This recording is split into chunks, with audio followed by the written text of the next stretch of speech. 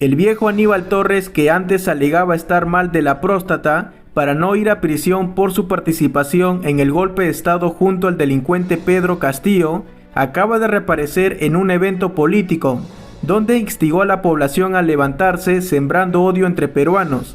Además pidió el cambio de la constitución para imponer un modelo como el de Bolivia y Venezuela, y además exigió la libertad de Pedro Castillo. Escuchemos. Tiene que dar una nueva constitución. Pedro Castillo no fue vacado, ni lo puede vacar hasta ahora el Congreso de la República. Pedro Castillo sigue siendo el presidente de la República y ahora está secuestrado.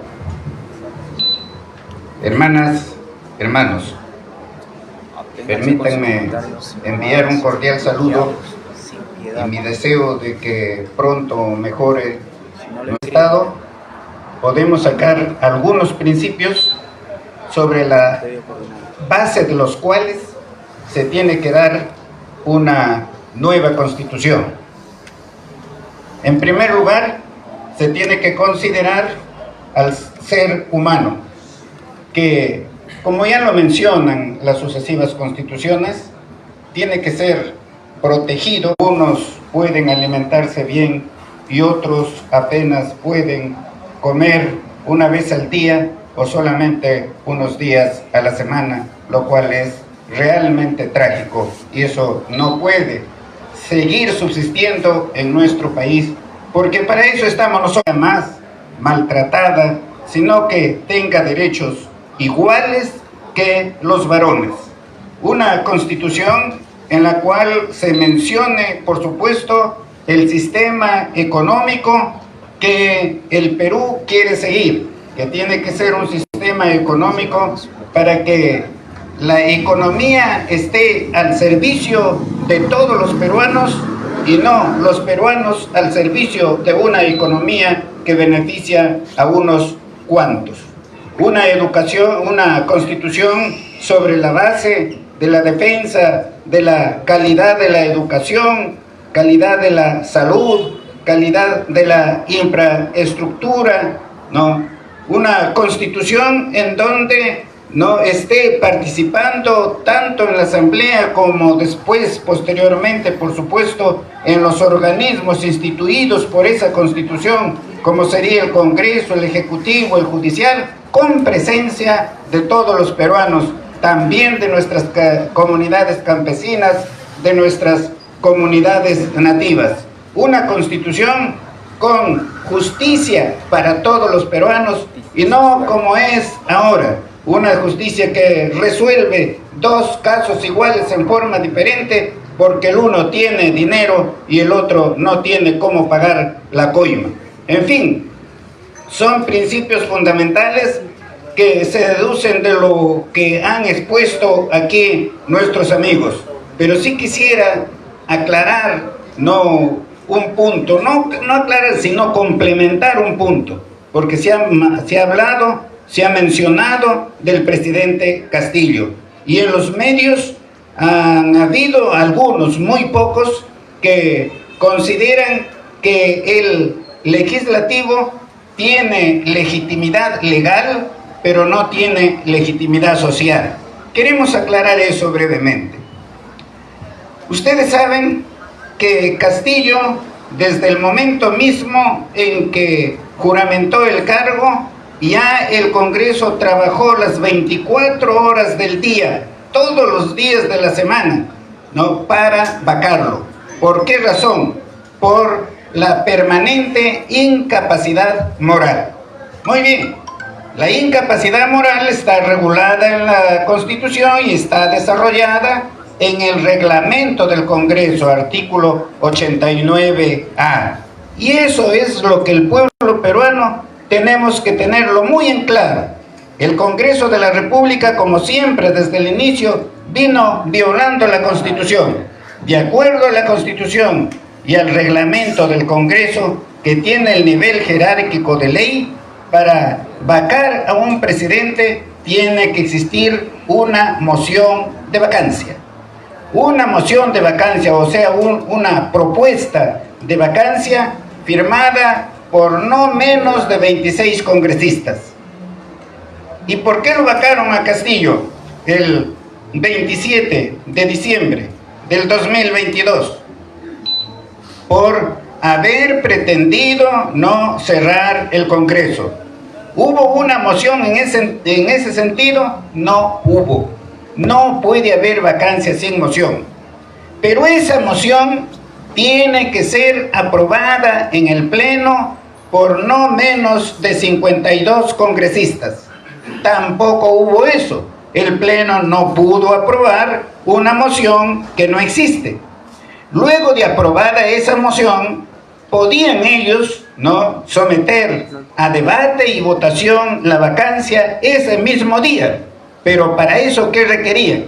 Requerían del acuerdo de las 4/5 partes de congresistas, o sea, de 104 congresistas, para adelantar la fecha del debate y votación de la moción ese mismo día. Lo podían hacer, pero tampoco hubo eso, y no podía haber eso porque no había moción. Y finalmente, el Pleno, para aprobar la moción de vacancia, igualmente requería de las 4/5 partes de congresistas, o sea, 104 votos. Y como sabemos, hubieron solamente 101. Ni con 101, ni con 1, ni con 130 podían aprobar la vacancia de Pedro Castillo, puesto que no hubo una moción de vacancia. Eso es estrictamente conforme a ley. Y los magistrados del Poder Judicial, del Ministerio Público, del Tribunal Constitucional, que estén resolviendo en contrario, están cometiendo delito de prevaricato. Y cuando sea recuperada la democracia, ellos deben ser investigados y sancionados conforme a ley, sin odio, sin rencores, sin eso, sino únicamente que se aplique la ley para que no se vuelva a repetir esos hechos en nuestro país. De acuerdo a eso, a lo que acabamos de mencionar, Pedro Castillo no fue vacado, ni lo puede vacar hasta ahora el Congreso de la República. Pedro Castillo sigue siendo el presidente de la República y ahora está secuestrado. Por lo tanto, si no hubo vacancia, no hay sucesión presidencial. La señora Dina no está allí legítimamente, sino está violando el ordenamiento jurídico, violando la Constitución. Por eso es que la sociedad, que ha entendido perfectamente esto, dice que es una usurpadora. Pedro Castillo sigue siendo el presidente. ¡Bravo! ¡Bravo!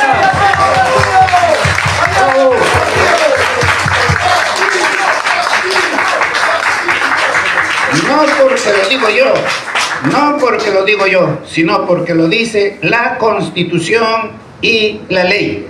Entonces, Pedro Castillo, él sí tiene legitimidad, legal. El que no tiene legitimidad legal es el Congreso de la República, que ha violado la ley y la Constitución.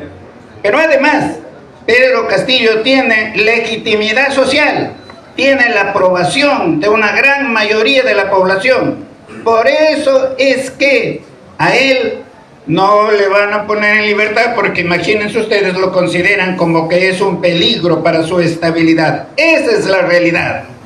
El Congreso de la República no tiene legitimidad legal por haber violado la Constitución, al vacar a Pedro Castillo en contra de la Constitución, y no tiene legitimidad social, porque tiene una aceptación del 5 o del 6%.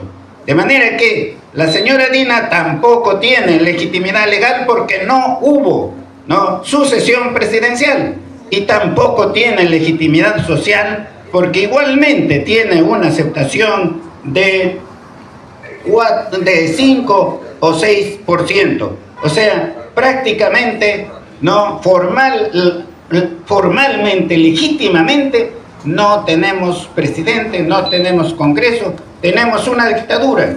Tenemos un Congreso que va concentrando todos los días el poder solamente en ellos. Va dictando leyes, y con leyes ordinarias modificando la Constitución, lo cual no puede hacer. pero lo está haciendo permanentemente, o sea, está delinquiendo permanentemente. Como ya uno de los expositores manifestó aquí, el poder del Estado está tomado por grandes bandas de delincuentes. Ellos son los que nos gobiernan. Ellos son los que nos gobiernan. No, con eso y aclarando bien las cosas, no quiero decir que en todos los poderes del Estado no existan funcionarios decentes, honestos, pero ellos son los menos. Los otros, los corruptos, los ladrones, los que violan la Constitución permanentemente, son los más, y ellos son los que nos están gobernando, y como ven, ellos lo están llevando al país al fondo del abismo. Y hay que entender que ese fracaso en materia económica no se va a recuperar de la noche a la mañana, y eso va a afectar a toda la población. De manera que ustedes tienen que tener en cuenta eso, y tenemos que dar la batalla para salvar a nuestro país. Tenemos que, en otras materias, pero rapidísimamente nomás, mejorar la calidad de la educación, desde la inicial hasta la superior, e inclinarnos, por supuesto, a la educación técnica. El ser humano, como individuo, como familia, como sociedad, como país, no puede desarrollarse, no puede progresar con una pésima calidad de educación, con una pésima cultura. Nos hemos convertido en el país más subdesarrollado culturalmente de Latinoamérica, y de eso es lo que no nos estamos dando cuenta. Tenemos que, y allí en esa Constitución se tendrá que debatir, que el trabajo es un derecho, pero también una obligación de todo ser humano, porque todo ser humano, para desarrollarse, lo puede hacer, y lo puede hacer decentemente, honestamente, únicamente a través del trabajo. Y para generar trabajo, ¿qué tenemos que hacer? Tenemos que promover la pequeña empresa, tenemos que promover la actividad artesanal, tenemos que promover la industria, porque si no, ¿cómo creen ustedes que vamos a generar trabajo? Hay que ser realistas, hay que ser realistas. Tenemos que promover, desarrollar el agro. Somos un país, que vive sobre la base del agro. Tenemos que allí tecnificar el agro con el riego por goteo, con los abonos que, como hemos dicho, al comienzo lo tenemos que importar y darle al precio de costo al campesino, pero posteriormente tenemos que instalar las fábricas para producir esos abonos, por lo menos una en el norte y otra en el sur. Tenemos que hacer eso. No podemos desarrollar actividad minera en donde la fuente de cuenca de agua no sirve para alimentar a las personas, a las ciudades, a la ganadería, desarrollar la agricultura. No, con eso no estoy diciendo que estoy en contra de la minería. No, se tiene que desarrollar la minería que no contamine con todos los adelantos técnicos que hay ahora, y en lugares que no sean cabeza de cuenca. Así vamos a defender al campesino, porque no se trata solamente de palabras, de decir que aquí hay que defender al campesino y después contaminar sus aguas. Tenemos que combatir la contaminación del medio ambiente. Tenemos que derogar esas normas que producen la deforestación en nuestra selva, que agreden al territorio de las comunidades nativas, derogando la ley que permite hacer eso. Defendamos al Perú, defendamos a todos los peruanos, no solamente a los que vivimos en la capital, sino a los que también están en los lugares más alejados de nuestra patria. Tenemos que defender los recursos naturales que son de uso de todos los peruanos. Eso no pueden ser de propiedad privada, como por ejemplo el agua. Entonces hay que derogar el decreto legislativo de diciembre del 2023, que privatice el agua y ellos dicen, no, no hemos privatizado, solamente lo vamos a entregar en concesión. No, señores, la concesión es una manera de privatización del agua. Tenemos que hacer una profunda reforma en el sistema de justicia, ¿no? Que la actual Constitución, por supuesto, no lo permite. Ahí hay que cambiar gran parte, prácticamente todo el capítulo destinado a la justicia, y como ya se ha mencionado aquí, alguien lo mencionó, el pueblo tiene que tener sus jueces, tiene que tener sus representantes en las Cortes Supremas, en las Cortes Superiores, en la Fiscalía Suprema, en las Fiscalías Superiores, en la Junta Nacional de Justicia, en el Tribunal de Justicia, que allí sí tenemos que debatir si mantenemos ese Tribunal de Justicia, ese Tribunal Constitucional, porque ese es el peor enemigo del pueblo. Ese es el que más daño ha hecho al pueblo. Ese es el que ha liberado a grandes empresarios del pago de muchos miles de millones por concepto de impuestos. Y allí no estamos por la protección de la propiedad privada, que se usa en función del interés común. Pero propiedad privada es también los impuestos. Los impuestos son de propiedad privada del Estado, digo, propiedad pública del Estado, porque con eso no se va a atender a los servicios públicos esenciales, como son la educación, la salud, la infraestructura y todas las necesidades que tiene el país. Pero tenemos que moralizar el país. Tenemos que combatir la corrupción. Y eso lo podemos hacer, y lo podemos hacer todos juntos. Si lo hacemos todos juntos, vamos a terminar con la corrupción de raíz más rápido que inmediatamente, porque lo tendremos que hacer sin miramientos. Donde esté, como hemos dicho, en la derecha, en el centro, en la izquierda, tenemos que acabar con la corrupción. Tenemos que acabar con la corrupción que existe en las fuerzas policiales, en las fuerzas militares. ¿O creen ustedes que no hay allí corrupción? Lo vemos todos los días. Lo vemos todos los días y vemos en los medios. No, te vemos en los medios, tanto en la prensa hablada, no televisada, escrita de Lima, como entrevistan allí a los exministros. ¿Y qué cosa hablan ellos? Hablan sandeces allí, creyendo que a todo el pueblo lo engañan. En ningún momento mencionan que van a combatir la corrupción allí, dentro de la institución policial. Con eso no quiero decir de que no hayan policías, no hayan militares honestos, decentes, que realmente defienden a la comunidad.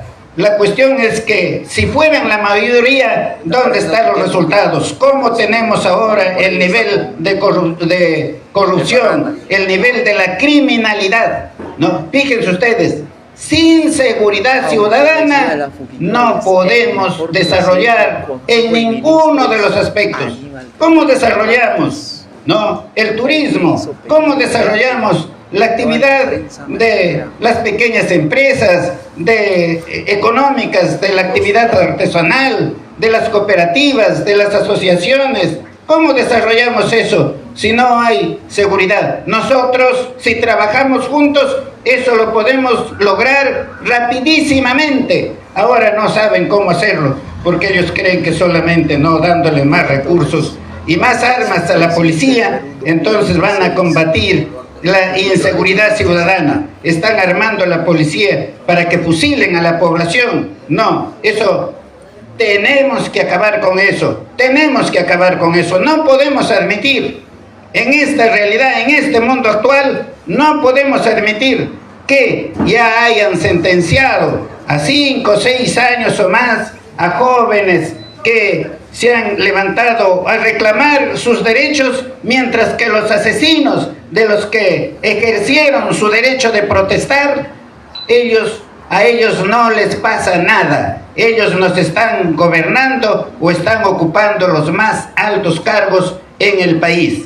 Tenemos que hacer muchísimo, ¿no?, en esta materia, y me da mucho gusto que se haya invitado a los ponentes de distintas especialidades. Es importantísimo eso, Solamente falta los representantes de nuestras comunidades campesinas y los representantes de nuestras comunidades nativas, que ellos también tienen que decir mucho sobre estos temas.